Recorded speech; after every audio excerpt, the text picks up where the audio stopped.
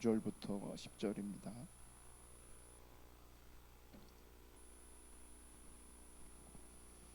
하나님 말씀 고린도전서 2장 9절 10절 우리 한 목소리로 읽겠습니다. 시작.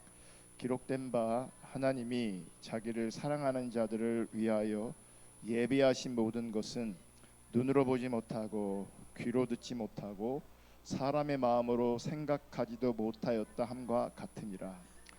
오직 하나님이 성령으로 이것을 우리에게 보이셨으니 성령은 모든 것 곧 하나님의 깊은 것까지도 통달하시느니라. 아멘.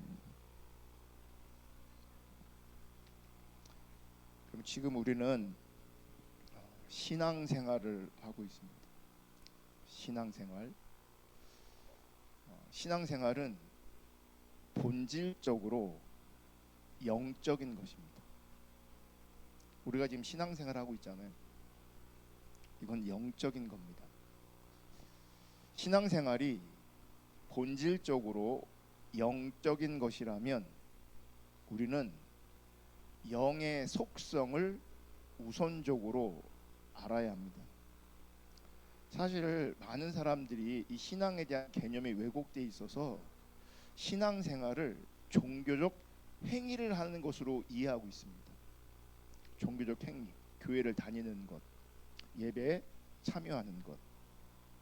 그런데 신앙생활은 본질적으로 행위적인 것보다는 본질적으로 사실은 영적인 겁니다. 그러므로 영의 속성을 우리가 먼저 혹은 우선적으로 알 필요가 있습니다. 육은 보이는 것이고, 하지만 영은 육과 대조적으로 보이지 않는 것입니다.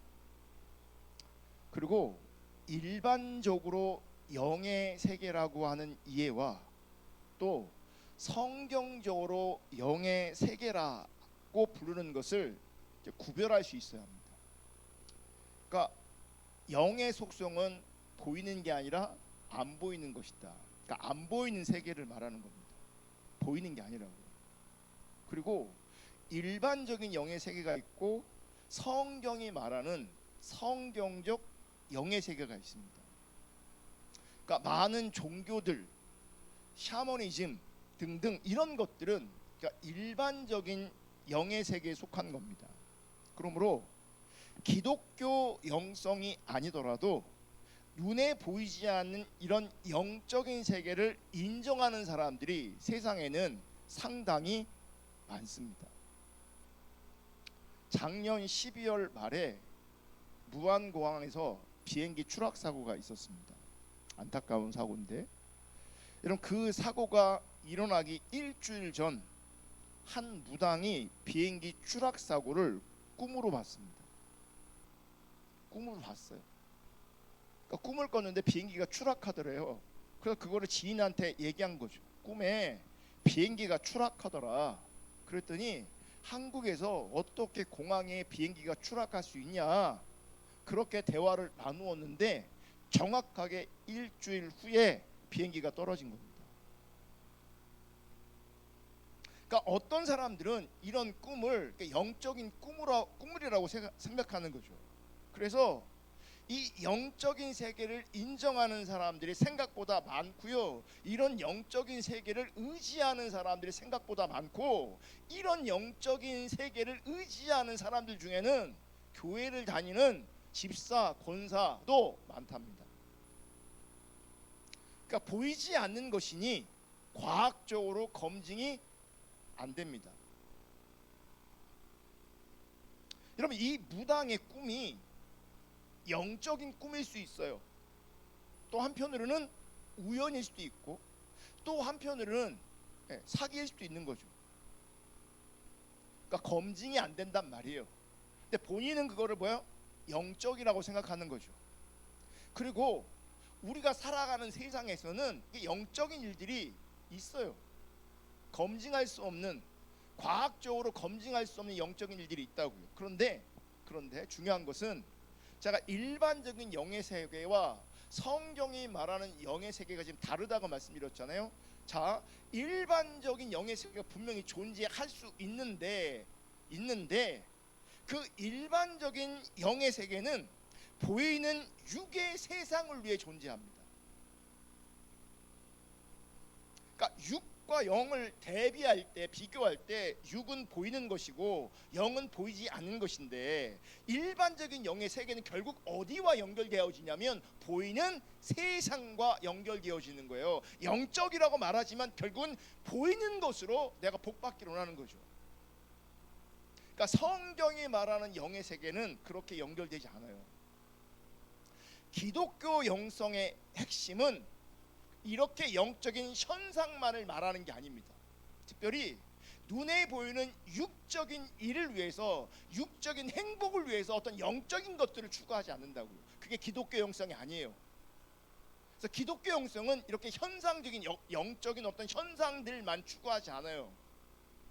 여러분, 기독교 영성의 핵심은 하나님의 존재를 인정하는 것으로 시작합니다. 그냥 막연한 어떤 영적 세계를 인정하는 게 아니라 기독교 영적 세계의 시작과 출발은 하나님의 존재를 인정하는 것으로 시작되는 거예요. 아멘. 그러므로 기독교 영성은 보이지 않으시는 하나님을 인정하고 보이지 않는 그 하나님을 아는 것으로 시작되는 거예요. 그러니까 하나님 없이, 하나님 모르면서 영적인 꿈을 꿀 수도 있고 어떤 예언도 할 수 있어요. 영적인 세계가 분명히 존재하니까. 그럼에도 불구하고 그 영적인 세계가 하나님 보실 때도 영적인 세계가 아니라고요.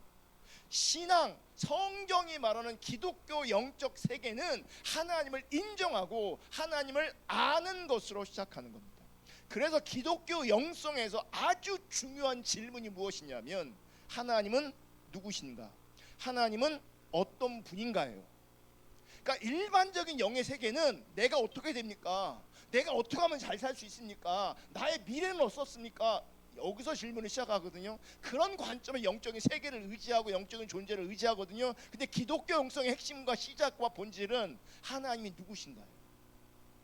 하나님이 어떤 분이신가요? 그게 기독교 영성의 핵심이에요. 그리고 시작이에요. 하나님은 어떤 분이신가? 여러분, 하나님은 사람과 온 우주 만물을 창조하신 창조주이십니다. 창세기를 통해서 하나님은 가장 먼저 하나님을 우리 가운데 소개합니다. 성경을 통해서 하나님 그분을 우리 가운데 소개하는데 어떤 하나님을 소개하냐면, 하나님은 사람과 모든 세상을 만드신 창조주로 소개합니다. 아멘. 그러므로 기독교 신앙의 출발은 하나님을 창조주로 인정하는 것으로 시작하는 겁니다. 창조주신 하나님을 믿는 것으로 시작합니다. 그게 기독교 영성의 시작이에요. 아멘. 그리고 하나님이 인간과 세상을 창조하시고 땅을 다스리는 권세를 사람에게 맡기신 거예요. 사람에게. 그러므로 우리가 분명히 해야 될 것이 있는데, 그것은 하나님은 땅을 다스리는 권세를 부여받은 사람 위에 있다는 겁니다. 그 하나님이 땅을 다스릴 수 있도록, 그러니까 창조주이신 그 하나님이 땅을 다스릴 수 있도록 권세를 맡긴 거예요. 사람에게 맡긴 거라고요. 그러므로 하나님은 우리 인간 위에 있어요. 그러니까 눈에 보이는 자리, 인간이 이 세상과 이 땅을 다스리는 것처럼 보이지만 맡겨졌기 때문에 인간 위에 하나님이 계시다고. 그러므로 하나님은 사람들이 생각하는 모든 차원 위에 존재하시는 거예요. 모든 차원 위에. 자, 모든 차원 위에 존재하시는 하나님을 우리가 인정하고 안다면, 여기서 중요한 게 이제 하나님의 존재가, 그러니까 인간의 모든 차원 위에 계신 그분을 우리가 인정하고 안다면 하나님 그분의 존재가, 그리고 하나님의 뜻이 우리 가운데 무겁게 작동되어지기 시작해야 되는 거예요. 여러분, 하나님의 말씀이, 하나님 그분이 나에게 지금 소홀히 작동되고 있다는 얘기는 하나님이 내 위가 아니란 얘기예요. 그럼 영성이 아닌 거예요. 그건 신앙이 아니에요. 사실 우리가 하나님 중심, 자기 중심 이런 얘기 참 많이 하는데 자기 중심이 강한 사람은요 하나님이 모든 차원 위에 계신 분을 인정하지 않는 거예요. 그게 인정되어지지 않는 거예요. 기독교 영성의 시작은 하나님이 누구신가를 알고 인정하는 것으로 시작하는데 사실 우리가 하나님 그분을 인정하지 않고 있어요. 그러니까 영성이 없는 거죠. 신앙이 없는 거죠. 영적이지 않은 거죠. 그래서 여러분 하나님을 바르게 알 때, 하나님을 알아갈 때 영의 속성을 온전히 이해할 수 있게 되어지는 거예요. 그래서 바울은 신령한 자, 즉 영적인 자와 육에 속한 자를 고린도서 2장에서 명확하게 비교하고 있습니다. 9절부터 볼게요. 오늘 본문을 읽었는데 9절, 고린도서 2장 9절 기록된 바 하나님이 자기를 사랑하는 자들을 위하여 예비하신 모든 것은, 하나님이 자기를 사랑하는 자들에게 예비하신 것은 눈으로 보지 못하고 귀로 듣지 못하고 사람의 마음으로 생각하지도 못하였다 함과 같으니라. 그러니까 하나님이 사랑하는 자들 가운데 주시는 것은 눈에 보이는 게 아니라는 거예요. 근데 우리가 하나님 앞에 나와서 눈에 보이는 것을 요구하면 지금 뭐예요? 안 맞는 거라고요.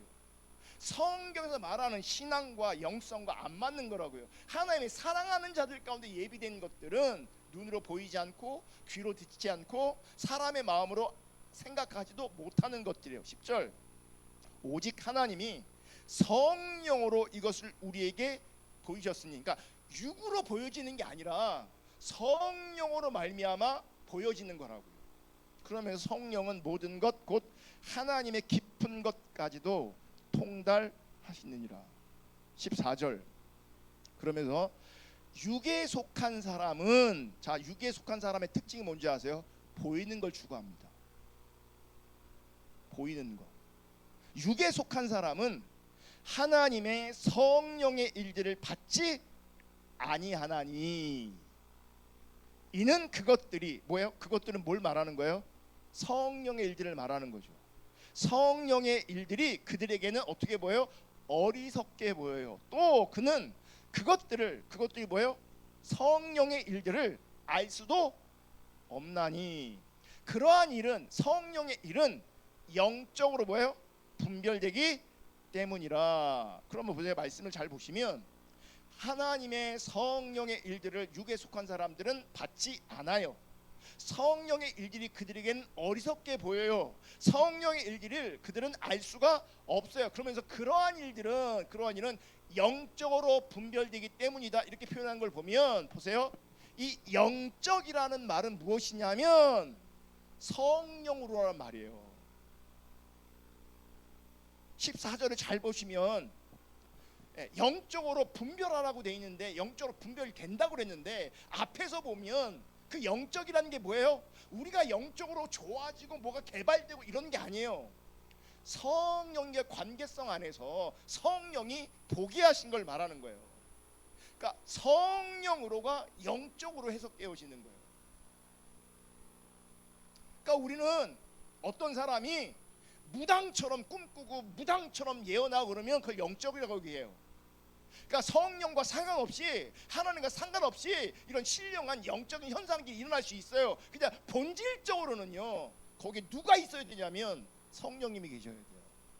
성령님이 안 계신데 꿈을 꿔, 성령이 안 계신데 뭐 예언을 하고 미래를 맞춰, 그건 영적인 게 아니에요.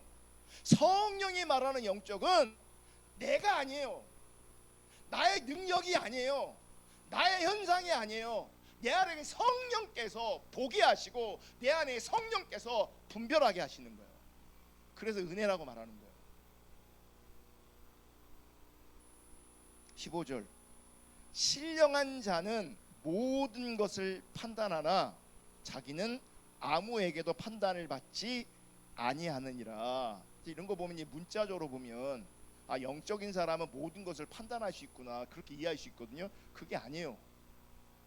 자 9절을 보시면, 제가 설명 좀 더 할게요. 9절을 보시면 육의 눈으로 보지 못하고 육의 귀로 듣지 못하는 것들이 분명히 있습니다. 눈으로 안 보인다고요. 그러니까 육적인 사람들은, 자기 중립적인 사람들은 안 보이니까, 안 들리니까 어떻게 해요? 힘들 수밖에 없죠. 아무리 얘기해도 나한테는 안 들려, 나한테는 안 보여, 나한테는 내 손에 안 잡혀. 왜 그러냐? 영적이지 않기 때문에 그런 거예요. 육적이기 때문에 그러는 거예요. 육적인 자리에서 아무리 보려고 해도, 아무리 들으려고 해도 본질적으로, 구조적으로 안 보이고 안 들리게 돼 있어요, 육적으로 존재하면. 그러니까 참된 신앙은 뭐냐면, 내가 뭘 하고 되고 안 되고 이런 게 중요한 게 아니라 내가 어떤 상태로 존재하느냐, 영적이냐 육적이냐, 여기서 나눠지는 거예요. 눈으로 보지 못하고 귀로 듣지 못하는 영의 일이 분명히 있다는 겁니다. 그래서 영의 일은 성령을 통해서만 알 수 있다는 거예요. 그러니까 내가 아무리 힘쓰고 노력해도요, 성령이 아니면 알 수 없어요.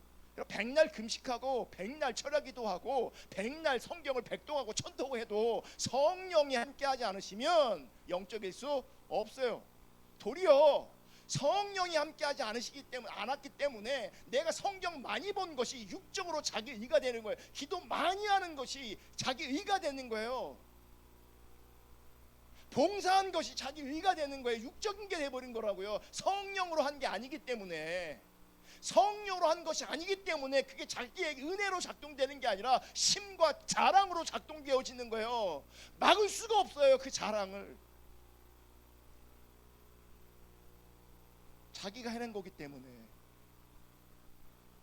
내가 해낸 거기 때문에 자랑, 자기 의가 될 수밖에 없다고요. 그러니까 우리가 본능적으로요, 막 끄집어낼 수밖에 없는 거예요. 내가 했다, 내가 했다, 내가 했다, 내가 했다. 성령으로만 보게 되어지고 성령으로만 알게 되어지는 거예요.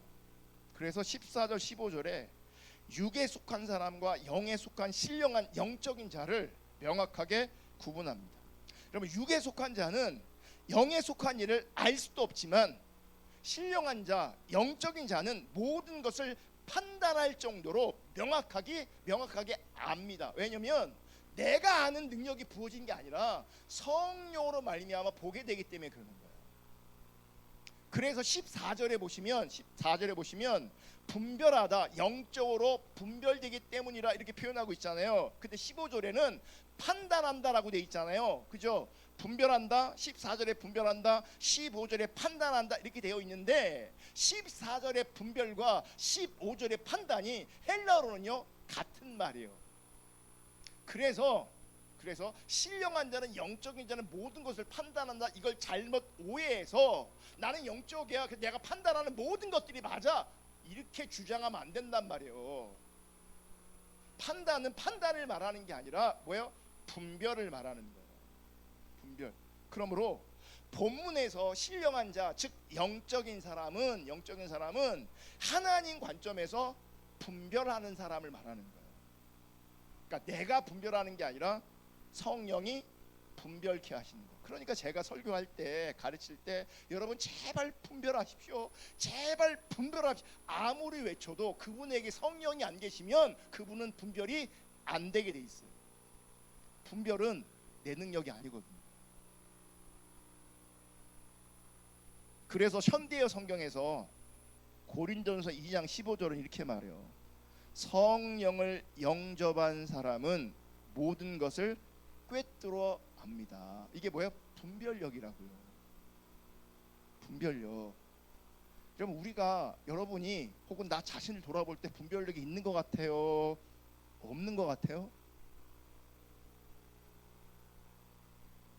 만약 분별력이 없다면, 혹은 착각하고 있다, 분별력이 없는데 분별력이 착각하고 있다면, 문제가 뭐냐면 성령이 제한되고 있거나 성령이 안 계신 거예요. 성령이 계시면 분별하게 돼 있어요. 성령이 계시면 꿰뚫어 보게 돼 있다고요.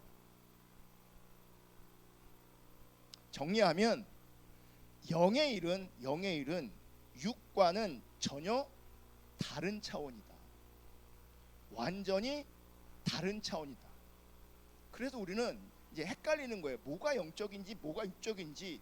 들을 때는 분명히 영과 육 구분하지만 실제 나에게 영이 작동되고 있는지 육이 작동되고 있는지 착각하고 오해하고 있는지 우리는 헷갈려요. 왜냐면 분별력이 없거든요. 제가 볼 땐 육적인데 본인은 영적이라고 생각해요.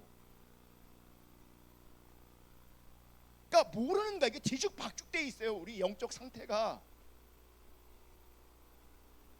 정말 자기 자신을 제대로 돌아보셔야 돼요. 나는 보이는 것을 추구하냐, 보이지 않는 하나님을 추구하냐, 즉 하나님 알기를 원하냐.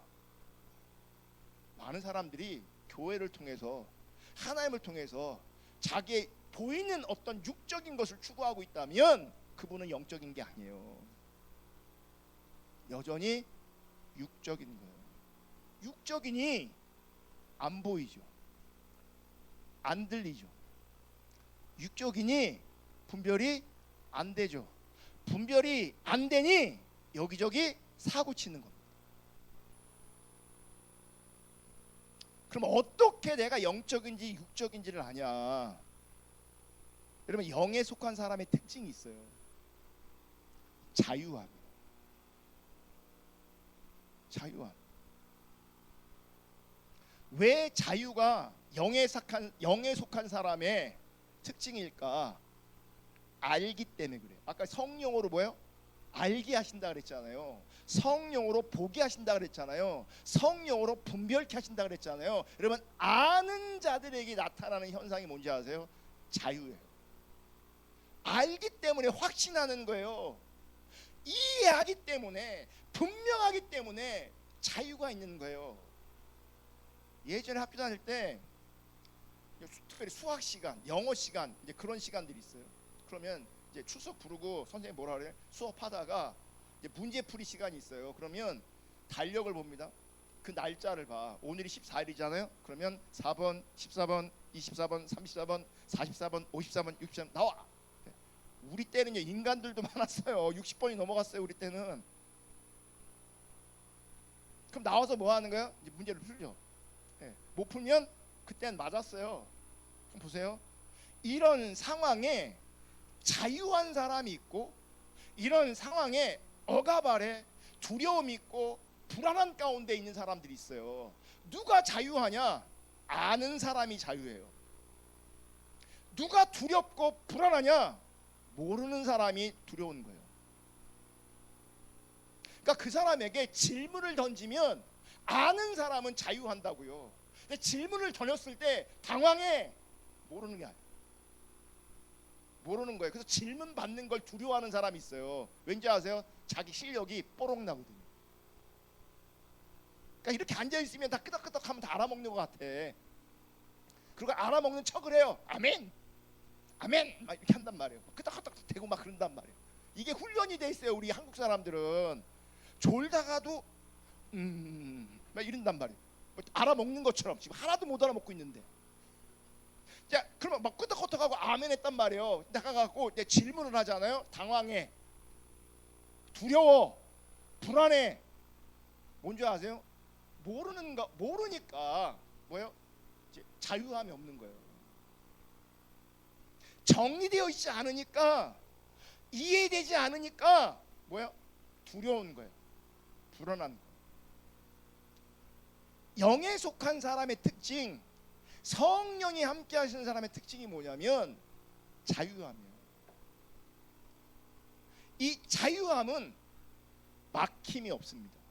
왜요? 아는 것을 전제하기 때문에, 알을 전제하기 때문에 막힘이 없습니다. 모르는 사람은 막혀요. 수학 문제 풀다가 막혀요. 진도가 안 나간다고요. 왜요? 몰라요. 여러분, 자유함에 대한 가장 구체적인 이해, 자유함을 이야기한 구체적인 그림이 있어요. 뭐냐면 바람과 물이에요. 바람과 물. 여러분, 바람과 물의 특징은 자신의 어떤 형태가 없다는 거예요. 그래서 성령을 바람으로 표현해요. 성령을 물로 표현해요. 성경을 보면 형태가 없다고요. 보이지 않는다고요. 그러니까 영적인 것은 보이는 게 아니에요. 근데 존재하는 걸 말해요. 그래서 바람과 물은 그것이 어떤 곳이든 바람과 물은 그곳의 형태가 됩니다. 그러니까 물을 예를 들면 물은 물을 담아놓은 그릇에 따라 물의 형태가 변하는 거죠. 그러니까 물의 성격이 변하는 게 아니라 그릇에 따라 담는 용기에 따라 물의 형태가 변화되어지는 거예요. 막힘없이 뭐예요? 바람이 불고 막힘없이 물은 흘러가요. 물은 여러분 천장에 보면 우리가 물 셀 곳이 없는 것 같잖아요. 기가 막히게 물은 틈새에 파고들어요. 그래서 이래 뚝뚝뚝 떨어지는 거예요. 막히지 않는다니까요. 바람과 불. 영적 자유함이 주어진 사람에게 나타나는 특징은 그러므로 이 땅의 어떤 것으로 묶이지 않는다는 겁니다. 여러분 육신의 사람들은요 보이는 것에 분명히 묶여 있습니다. 보이는 것에 묶여 있어요. 육신적인 사람은. 영적인 사람은 그 보이는 것에 자유합니다. 묶이지 않습니다. 묶여 있지 않습니다. 그러니까 어느 영역에 만약 중독돼 있다, 그건 육적인 거예요. 약물에 중독돼 있다, 술에 알코올에 중독돼 있다, 담배에 중독돼 있다, 스마트폰에 중독돼 있다, 그건 보이는 것에 뭐요? 묶여 있는 거예요. 영적이지 않아요. 영적인 것은 묶이지 않는다고요. 자유롭다고요. 내가 통제할 수 있다고요. 내가 다스릴 수 있다고요. 근데 그 능력은 내 능력이 아니에요. 성령이라고요. 그래서 하나님과 관계가 중요한 것이고, 그래서 은혜가 중요한 것이고, 그러므로 우리는 겸손하게, 정말 겸손하게 하나님의 은혜를 구해야 되는 거예요. 내 능력이 아니라니까요. 내가 개발시키는 게 아니라니까요. 그러니까 육적인 사람은 자유하려고 아무리 애써도 자유할 수가 없어요. 왜냐하면 우리가 그걸 끊어낼 수 없거든요. 여전히 묶여 있어요. 얘 풀어내면 얘가 묶여 있고, 얘를 풀어내면 얘가 묶여 있어요. 자유함이 없어요. 막혀 있다고. 영적인 자유함이 있는 자들은 그 어떤 것으로도 묶을 수 없으며 구속되지 않아요. 우리의 내면이, 우리의 영성이 묶여지거나 구속되지 않는다고요. 세상의 어떤 가치로도 비교할 수 없는 영적 가치를 알고 있고 영적 가치를 누리고 있기 때문에 그래요. 이 자유함의 속성이 바로 진리랑 연결되어지는 거예요. 자유와 진리, 진리와 자유. 그래서 진리를 알 때, 영적일 때 자유해질 수 있는 거예요. 요한복음 8장 31절 32절. 그러므로 예수께서 자기를 믿는다고 하는 유대인들에게 이르시되, 제가 가로쳤잖아요. 원래 성경은 예수를 자기를 믿는 유대인들이 이렇게 돼 있는데 제가 가로치고 제 식으로 해석 다시 하는 거예요. 문맥을 보면 진짜 믿는 게 아니거든요. 그래서 자기를 믿는다고 하는, 혹은 자기를 믿는다고 여기는 유대인들에게 이르시되, 너희가 내 말에 거하면 참으로 내 제자가 되고 진리를 알지니 진리가 너희를 자유롭게 하리라. 주님 말씀을 보시면 주의 말씀이 진리예요. 주의 말씀이. 그래서 그 말씀 안에 거하면, 말에, 주님의 말에 거하면, 즉 진리를 알면 자유케 된다. 여러분 이 땅에 많은 사람들은요, 이 땅에 정말 많은 사람들은 육적입니다. 육적이기 때문에 진리 추구하지 않습니다. 그냥 육체 보이는 것을 가지고 육체의 만족을 구할 뿐이에요. 그런 사람 여러분 신뢰하면 안 돼요. 육체를 추구하는 사람은 신뢰하면 안 됩니다. 그런데 소수의 철학자들이 혹은 생각하는 사람들이 뭘 추구하냐면 진리가 뭔가를 찾으면서 그 진리를 알려고 헤매입니다. 진리를 찾아 헤맵니다. 그런데 성경은 분명히 그 진리를 말하고 있어요. 내 말에 거하면 내 제자가 된다. 참 내 제자가 된다. 그리고 내 제자가 되면 진리를 알게 된다. 그리고 그 진리가 너희를 자유케 할 것이다. 진리는요, 주님의 말씀이에요. 아멘. 그럼 보세요. 진리가 주의 말씀이라면 그건 주의 말씀이 뭔지를 알아야 되는 거죠. 주의 말씀을 알아야 진리를 아는 것이고, 그 진리 안에 거할 때, 그 말씀 안에 거할 때 우리가 자유케 되어지는 거예요. 그러면 주님의 말씀의 핵심이 뭐냐? 마태복음 22장부터 볼게요. 선생님, 율법 중에서 어느 계명이 크니까? 예수께서 이르시되 내 마음을 다하고 목숨을 다하고 뜻을 다하여 주 너의 하나님을 사랑하라 하셨으니, 38절, 이것이 크고 첫째 되는 계명이요. 예. 어느 계명이 큽니까? 예. 그 당시 계명이 엄청 많았거든요. 그 계명 중에 어떤 것이 가장 큽니까? 물어봤을 때 첫째가 뭐예요? 하나님 사랑하는 건데, 그냥 사랑하는 게 아니에요. 그냥 사랑하는 게 아니에요. 마음을 다하고 목숨을 다하고 뜻을 다해 사랑해야 그게 하나님 사랑하는 거예요. 그냥 어느 정도 내 안에 사랑하는 마음이 있는 것 같아, 이건 사랑하는 거로 인정받을 것 같아, 그거는 성경이 말하는 사랑이 아니에요. 마음을 다하고 목숨을 다하고 뜻을 다해서 너희 하나님 사랑, 이게 첫째 개념이에요. 이게 가장 크고 첫째 되는 계명이다.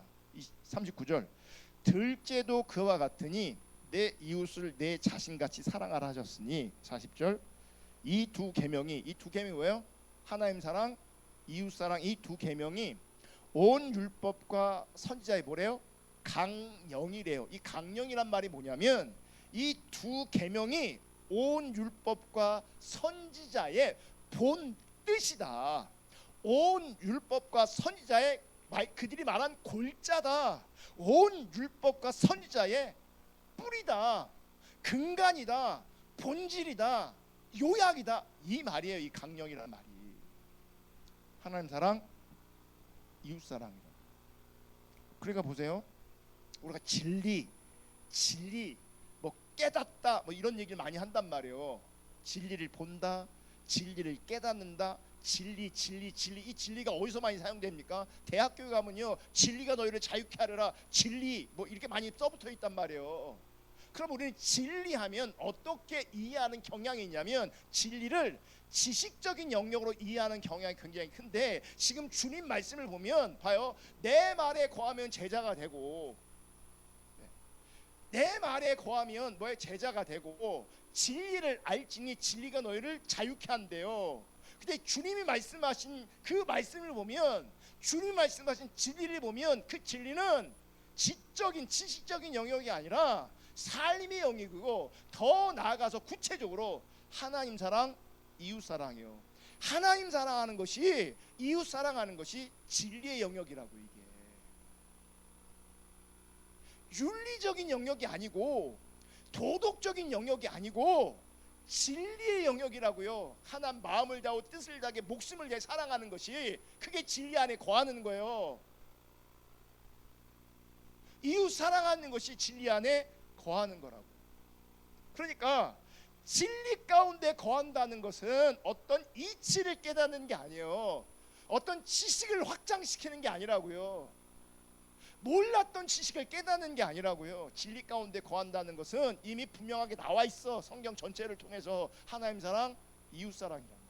그러니까 하나님 사랑, 이웃 사랑이 실제일 때 그게 주의 말씀 안에 거하는 거고, 그게 진리를 아는 거예요. 그 자리에 있을 때 뭐가 있는 줄 아세요? 자유가 있는 거예요. 여러분, 진리 가운데 거한다는 것은 그래서 뭘 말하냐면 하나님 중심적인 삶을 말하는 거예요. 하나님 중심적인 삶이 뭐예요? 그게 하나님 사랑, 이웃 사랑이에요.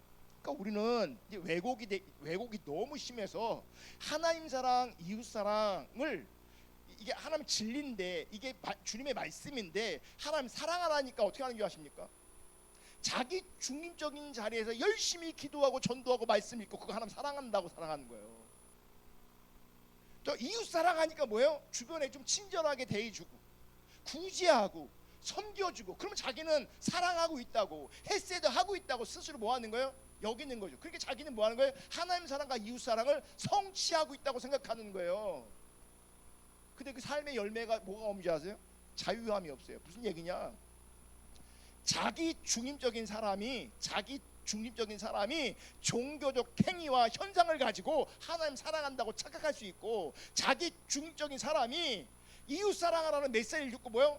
사랑하고, 그러니까 섬기고 베풀고 구제하고 친절하게 대하고 그럴 수 있다고요. 문제 뭔지 아세요? 자기 중심적인 자리에서 성경 읽고, 자기 중심적인 기도하고, 자기 중심적인 자리 주변의 사람들에게 친절하게 대하고, 또 가능하면 섬기고 나누고 베풀고 했을지라도 중요한 건 자기 중심적인 자리에 있으면 그건 진리 안에 거할 수가 없는 거예요. 그래서 율법주의 거짓 신앙이 그 진리 안에 거하고 있는 게 아니라고요. 그래서 왜냐하면 진리 안에 거하고 있지 않아요. 즉 그들은 하나님 중심적이지 않아요. 자기 중심적인 자리에서 아무리 옳은 걸 들어도 그건 진리 안에 거하는 게 아니에요. 하나님 중심이어야 진리 안에 거하는 거예요. 그 하나님 중심이 하나님 사랑으로, 뭐요? 이웃 사랑으로 나타나는 거라고요. 그러니까 많은 사람들이 말은 그렇게 하고 어떤 모양은 뭐 거룩한 모양이 부분적으로 나타날지 모르겠지만, 결국 그 사람의 인생과 삶을 보면 눈에 보이는 것을 추구하게 돼 있고, 눈에 보이는 걸 추구하는 건 뭔지 아세요? 육적인 거예요. 육체라고요. 그러니까 진리 가운데 거한다는 것은 사랑의 상태가, 하나님 중심적인 자리에서 사랑의 상태가 실제일 때, 그게 성경은 영적이라고 말하는 거예요. 꿈꾸고 예언하고 뭐 이런 게 영적인 게 아니고, 하나님 사랑하고 이웃 사랑할 때 그걸 영적이라고 말하는 거예요. 아멘. 왜냐하면 하나님 사랑하고 이웃 사랑하는 것은 하나님으로 알 때 가능해요. 성령으로만 가능해요. 그래서 하나님 사랑, 이웃 사랑을 영적이라고 말하는 거예요. 그게 영의 세계인 거예요. 아멘. 제가 영을 설명할 때 바람과 물로 설명했습니다. 그래서 영적인 사람은 관계성 안에서 부딪힘과 막힘과 갈등이 없습니다.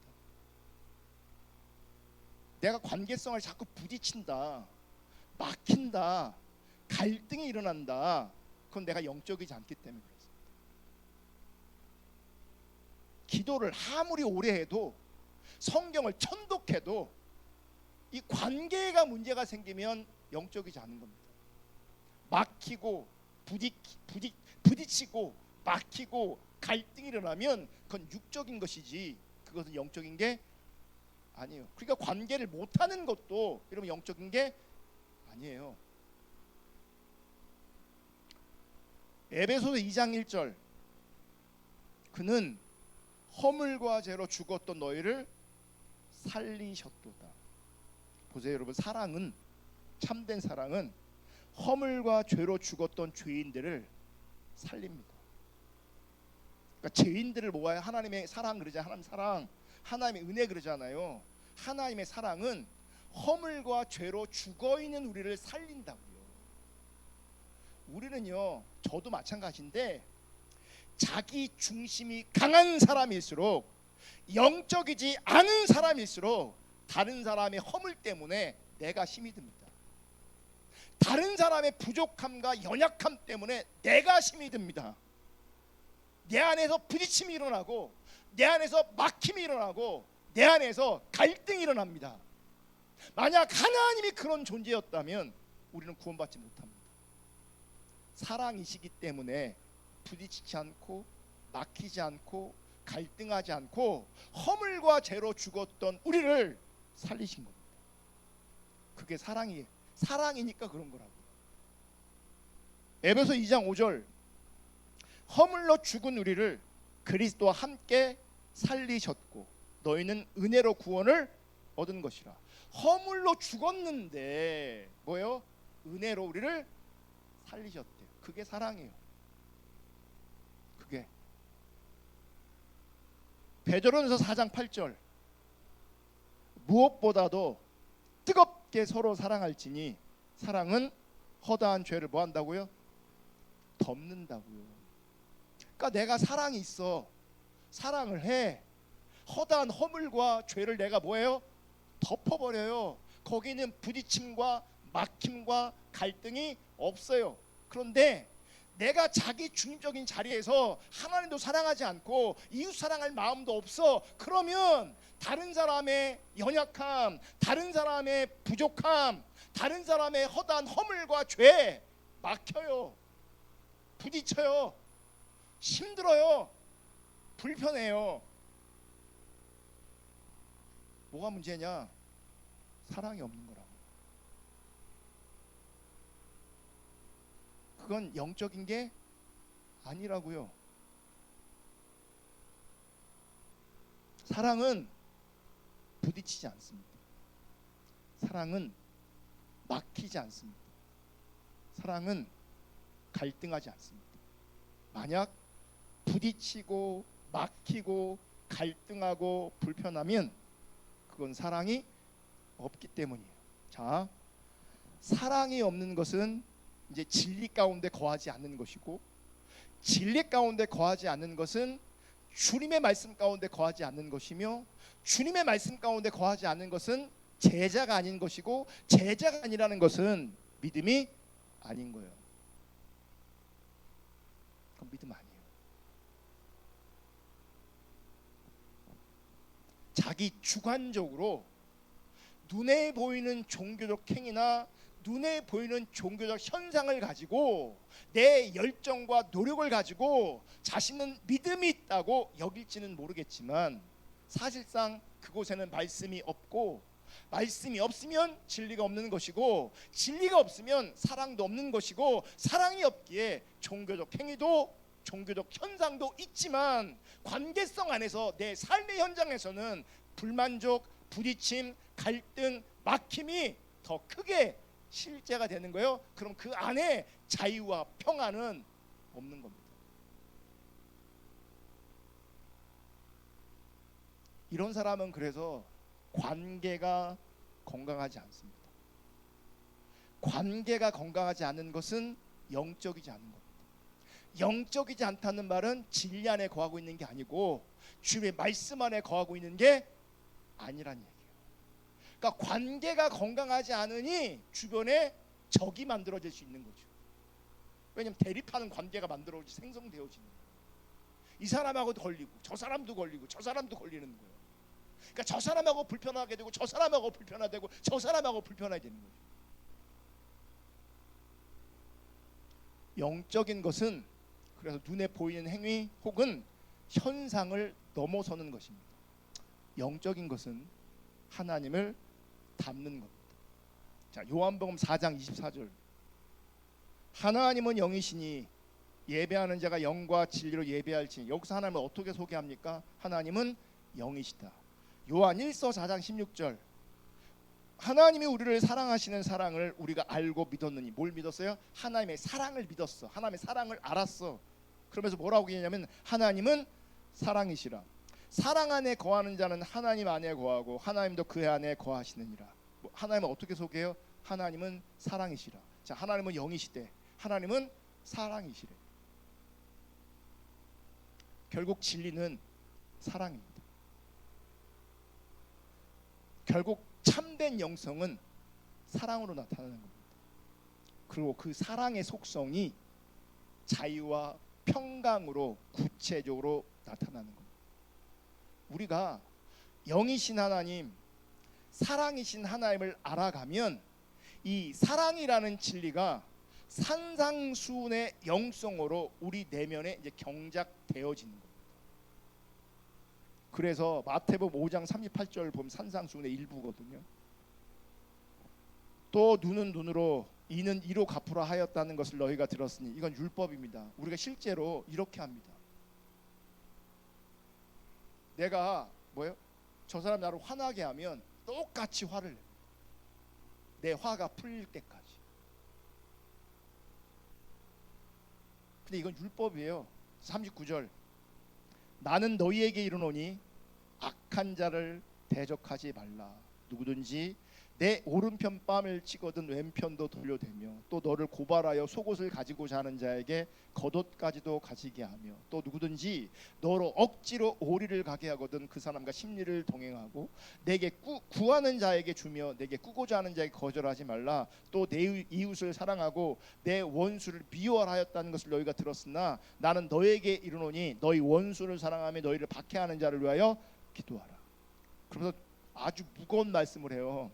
45절 이같이 한즉 이렇게 해야 이런 상태가 되어야 이렇게 한즉 하늘에 계신 너희 아버지의 아들이 되리니. 그러니까 사랑해야 참다운 주님의 자녀가 된다는. 이렇게 안 하면 하나님의 아들이 안 되는 거죠. 여러분 참된 영성은 갈등, 부딪힘, 막힘이 없어요. 뭐예요? 원수까지도 사랑해요. 기꺼이 손해 보는 자리로 나아가요. 우리는 내가 불편한 거 눈꼽만치도 허용하지 않습니다. 내가 손해 보는 거 눈꼽만치도 허용하지 않습니다. 그러면서 성경 앞에 있어요. 그러면서 기도해요. 기도 많이 하는 게 성경 읽는 게 영성이 아닌데, 성경을 보면 손해 보는 게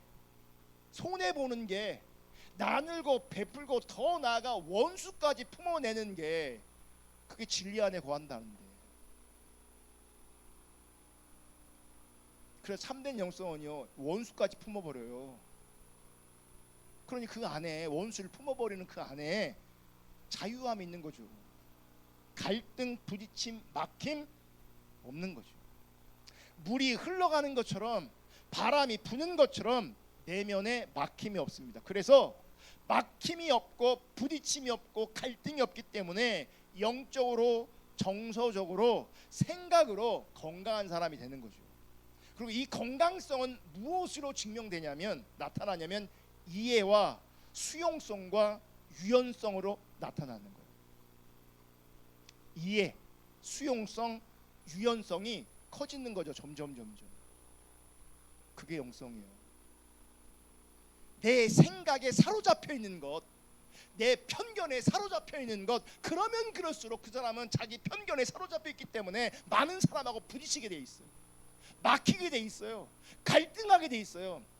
유연성이 없다. 이해하지 못한다고. 수용성이 없다고. 그건 영성이 아니라고 성경은 말하는 거예요. 이해와 수용성의 마음이 곧 성숙이고 이것이 그리스도의 성품, 하나님의 성품인 겁니다. 아멘. 이런 참된 영성이 우리 가운데 회복될 수 있기를 주님의 이름으로 축복합니다. 제가 말씀을 준비하면서 좀 시간이 길어졌지만 예전에 잊고 있었던 제키 플랜저의 말이 생각났고 다시 찾아보게 되었고, 말씀을 준비하면서도 내 안에 사랑이 없구나. 근데 제키 플랜저의 말을 보면서 더 이게 분명하게 보였어요. 그분이 뭐라 그랬냐면, 우리는 지금 우리가 돌보는 사람들이 좋게 변하든 그렇지 않든 상관없이 사랑한다. 내가 돌보는 사람들이, 목회하는 사람들이 좋게 변하든 안 변하든 상관없이 사랑한다. 우리가 성공했다고 해서 그것이 우리 사역을 의미 있게 만드는 것도 아니고, 아무리 실망스러운 결과가 나와도 그것이 우리 사역을 무가치하게 만드는 것도 아니다. 중요한 것은 우리가 강단에서 열정적으로 설교하는 자가 아니라 진실된 방법으로 사랑했는가이다. 제가 열정적으로 설교하면서 제 안에 부딪힘이 있다면, 제 안에 막힘이 있다, 제 안에 불편함이 있다, 그것은 제가 사랑이 없다. 그건 영적이지 않은 겁니다. 그건 진리 안에 거하는 게 아닙니다. 이게 저의 문제이고 사실은 우리 모두의 문제입니다. 이 부분이 오늘 이 밤에 하나님 앞에서 여러분들이 자기 자신을 돌아보면서 사랑 없는 나를 인정하며 우선적으로 회개하며 우리가 주께 나아가기로 합니다. 우리가 할 일은 그래서 겸손하게 주의 뜻과 하나님 앞에 굴복하는 겁니다. 육적인 것을 추구하는 것을 내려놓고 눈에 보이는 것 추구하는 것 내려놓고 정말 하나님 알기를 구하고 하나님 사랑하기를 구하고 이웃 사랑하기를 구하고 그곳에 성령이 역사하시고 그곳에 하나님의 은혜가 부어지기를 정말 겸손하게 애통하게 간절하게 구해야 합니다. 그래야 우리가 삽니다. 시간 말씀 생각하면서 우리 모두가 회개하며 결단하며 은혜를 구하며 우리가 주님께 나아가면 좋겠습니다. 우리 다 같이 기도하겠습니다. 하나님 감사합니다. 이 밤도 우리 가운데 말씀해 주셔서 감사합니다. 비록 우리가 짧은 시간 하나님 앞에 기도하지만 하나님 생각하게 하여 주시옵소서. 하나님 생각하게 하여 주시옵소서. 하나님 생각하게 하여 주시옵소서. 하나님 말씀 앞에 우리를 돌아보게 하여 주시옵소서. 하나님 우리가 진리 안에 거하기를 원합니다. 우리가 영적이기를 원합니다. 하나님 우리가 살펴보고 말씀 안에 우리를 돌아보면 우리는 영적이지 않으며 우리는 영적이지 않으며 우리는 육적입니다. 하나님 알아야 합니다. 하나님 아는 그 자리에 신앙의 본질이 실제된 그 자리에 자유함이 있습니다. 자유함이 있습니다. 진리 안에 거하는 것은 하나님을 사랑하는 것이며 이웃들을 사랑하는 것입니다. 우리 안에 막힘이 있다면 우리 안에 부딪힘이 있다면 우리 가운데 불편함이 있다면 우리 가운데 갈등이 있다면 그것은 내 안에 사랑이 없는 것이고 내 안에 사랑이 없다는 것은 내가 진리 안에 거하는 것이 아니고 내가 진리 안에 거하지 않는다는 것은 제자가 아니라는 것이고 제자가 아니라는 것은 믿음이 아니라는 것입니다. 하나님 정말 말씀을 통해서 내 모습이 우리의 모습이 비춰지게 하여 주시옵소서. 주님